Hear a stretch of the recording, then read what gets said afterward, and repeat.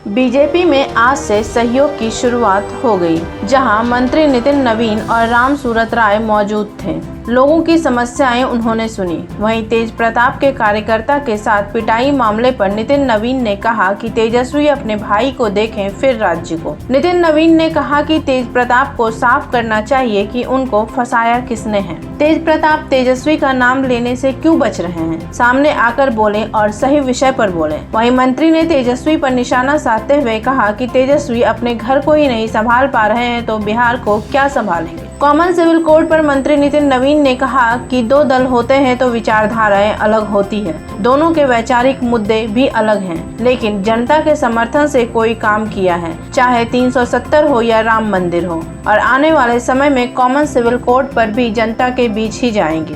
तेजस्वी के द्वारा बीजेपी के नागपुर से संचालित होने पर कहा उन्होंने कि नागपुर भी देश में ही है। तेजस्वी को इसके बारे में क्या पता है? जनता के बीच समय पर जाएंगे और फैसला भी लेंगे। वहीं नितिन नवीन ने कहा चिराग को समझना चाहिए, नई पीढ़ी को समझना होगा, शब्दों के मर्यादा को समझना होगा। आप युवा हैं, आपको राजनीति में मिसाल देनी होगी। वहीं नितिन नवीन ने बिहार में बढ़ते अपराध पर कहा कि बिहार की सरकार इस पर देख रही है, जिला प्रशासन जरूर कार्रवाई करेगी और न्याय होगा। पटना की सड़कों पर गड्ढे होने पर उन्होंने कहा कि नमामि गंगे की परियोजना चल रही है, बरसात के पहले इसे ठीक कर लिया जाएगा।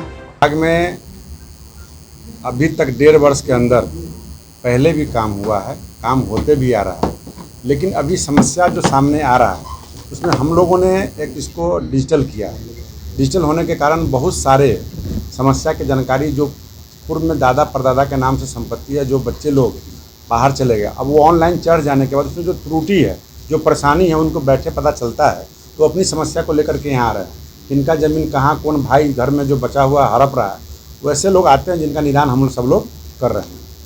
विपक्ष अपनी पार्टी भारतीय जनता पार्टी से ज़्यादा कोई बैठक नहीं करता होगा, न किया है, न करेगा, और किसी का पार्टी है ही नहीं। भारतीय जनता पार्टी पूरे विश्व में है, जो विश्व की सबसे बड़ी पार्टी है, और हमेशा हर पहलू पर बैठक करके ही निर्णय करती है। मुख्यमंत्री लगातार बिहार में काम कर रहे हैं, आपके सहयोगी दल है। चिराग पासवान ने कहा कि अब तक उन्होंने क्या उखाड़ लिया, ये बताएं। हाँ, मैं उन विवादों में नहीं पड़ना चाहता हूँ। जिनकी जैसी सोच है वैसी वाणी बोलते हैं। लोकतंत्र में सबका अपना अपना अधिकार है, अपना अपना संस्कार है। जिसकी जैसी संस्कार है वो वैसी भाषा बोल रहे हैं। आप हमारे विषय के बारे में, हमारे विभाग के बारे में पूछिए। आपके विभाग में सर क्या? देखिए, अब क्या घटनाएं जब भी घटती हैं निश्चित रूप से दुखद और निंदनीय होती हैं, और ऐसी किस तरह की कैसी घटना घटी है, क्या मामला है, वो तो जिला प्रशासन वहाँ का बता पाएगा। लेकिन मैं इतना आपको जरूर आश्वस्त करूँगा कि बिहार की सरकार इस बात पर जरूर ध्यान रखती है कि कोई भी अपराधी अगर किसी भी कारण से अपराध करते हुए नजर आएगा तो उसकी जगह केवल जेल के सलाखों में है, और जिला प्रशासन निश्चित रूप से कार्रवाई करेगा जो भी लोग हैं। और हम भी, आपके ने मुझे जानकारी दिया, मुझे भी अभी इसकी पूरी जानकारी, हम भी प्रशासन से बात करके जरूर जो भी संबंधित व्यक्ति हैं जिन्होंने घटना घटी है जिन परिवार से, उसको निश्चित रूप से न्याय मिलना चाहिए। देखिए, बीच में बजट का सत्र था, और बजट के सत्र में सभी माननीय मंत्रीगण और सभी लोग विभाग के विधानसभा के कामों में लगे हुए थे, और जैसे ही समाप्त हुआ उसके तुरंत बाद कुछ अन्य कार्यक्रम जो उसमें बिहार ने एक नया विश्व कीर्तिमान बनाया, जिसकी चर्चा आज पेपर में देख रहे होंगे आपके गिनीज बुक में। बिहार के जो कार्यक्रम हुए, जिस तिरंगे को लेकर हम लोगों ने विश्व रिकॉर्ड बनाया, उस कार्यक्रम में हम सभी लगे थे। अब उसके तुरंत बाद सहयोग कार्यालय को शुरू करके जनता के फरियाद को, और जो हमारे कार्यकर्ता हैं उनको जो कुछ समस्याएं हैं जुड़ी, सब लोग को सुनने के लिए हम लोग यहाँ शुरुआत हो गई है। आज पहले दिन हम लोग यहाँ बैठे हैं, बड़े भाई अपने माननीय मंत्री राम सूरत जी और हम लोग आज इसकी शुरुआत किए हैं, जो बजट सत्र के तुरंत बाद। अब इसके बाद ये क्रम लगातार चलता रहेगा। तेज प्रताप जी ने अपने ही बयान दिया कि 16 सालों से बिहार में मुख्यमंत्री नीतीश कुमार है, पर क्या उखाड़ पाए? देखिए, मैं मानता हूं कि राजनीति में शब्दों की मर्यादा हमेशा होनी चाहिए। चिराग जी को ये जरूर समझना चाहिए कि आप नई पीढ़ी को अगर नेतृत्व देना चाहते हैं तो उसके लिए कुछ राजनीतिक में मापदंड तय करने हैं।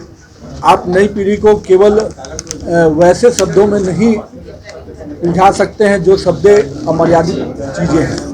मेरा मानना है कि आप किस विषय पर राजनीतिक प्रतिक्रिया देने का अधिकार सबको है।